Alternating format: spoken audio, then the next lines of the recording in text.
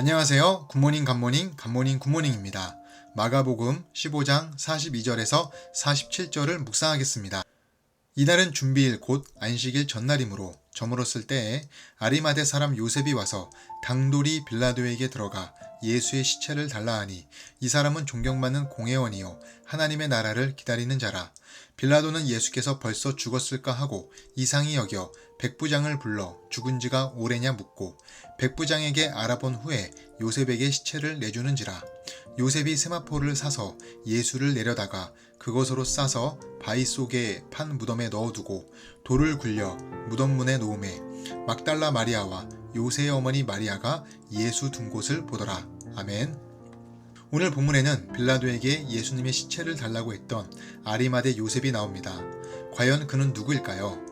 오늘 본문에서 그를 두 가지로 소개하는데 존경받는 공회원인 것과 하나님의 나라를 기다리는 자라고 말하고 있습니다. 여기서 공회는 사내들인을 말하는데 사내들인은 유대민족 최고의 법정입니다. 일반적으로 사내들인의 구성원 수는 70명에서 72명 정도가 되고 구성원은 대제사장들, 장로들, 서기관들 중에서 선출되었습니다. 사내들인 공회원을 선출하는 것은 유대인들에게 매우 신중한 일이었는데 도덕적과 육체적으로 흠이 없어야만 선출될 수 있었습니다.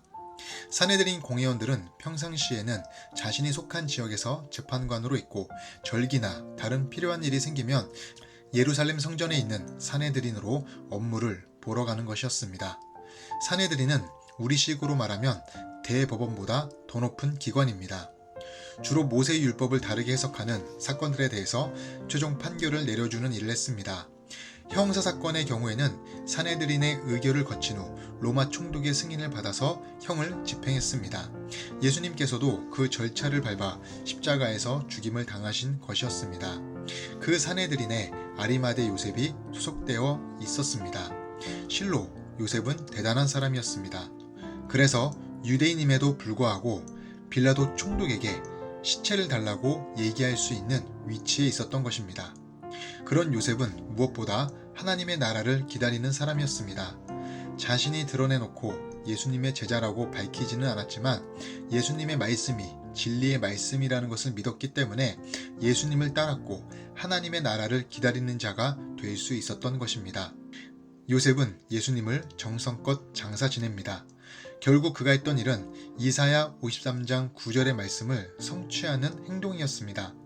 그는 강포를 행하지 아니하였고 그의 입에 거짓이 없었으나 그의 무덤이 악인들과 함께 있었으며 그가 죽은 후에 부자와 함께 있었도다. 이 이사야 53장 9절의 말씀을 요셉은 성취하였던 것입니다. 이렇게 말씀을 성취하는 삶, 얼마나 멋진 삶입니까?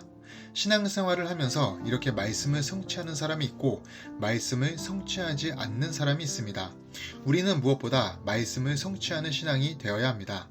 말씀을 성취하기 위해 아리마대 요셉이 했던 행동이 있었습니다. 그것은 다름 아닌 당돌함입니다. 43절에 그는 당돌이 빌라도에게 예수님의 시체를 구했습니다. 당돌이는 신념이란 뜻입니다. 말씀을 성취하는 삶의 조건은 바른 신념입니다. 신념은 굳게 믿는 마음입니다. 말씀을 굳게 믿는 마음이 우리 안에 있어야 합니다. 그것이 말씀을 성취하는 길이기 때문입니다. 요셉은 세상적인 부자였지만 예수님에 대한 가난을 원하지 않았던 사람이었습니다. 예수님으로만 만족을 얻으려는 사람이었습니다. 우리는 대개 세상적인 부요는 원하지만 예수님에 대해서는 부요하지 못하고 가난한 경우가 많습니다. 예수님에 대한 부유함을 가지십시오. 예수님으로만 만족을 얻으십시오. 그것이 오히려 우리 삶이 전반적으로 풍요로워질 수 있는 길이기 때문입니다. 기도하겠습니다. 하나님, 우리가 삶에서 말씀을 성취하지 못하고 말씀을 성취하지 않는 삶이 아니라 온전히 말씀을 성취하는 귀한 신념을 가진 삶이 될 수 있도록 도와주시옵소서. 또한 우리가 세상적인 부요보다 예수님에 대한 부요를 원하고 또한 그것을 갈망하는 귀한 복된 신앙 될 수 있도록 도와주시옵소서. 감사하며 예수님 이름으로 기도드립니다. 아멘.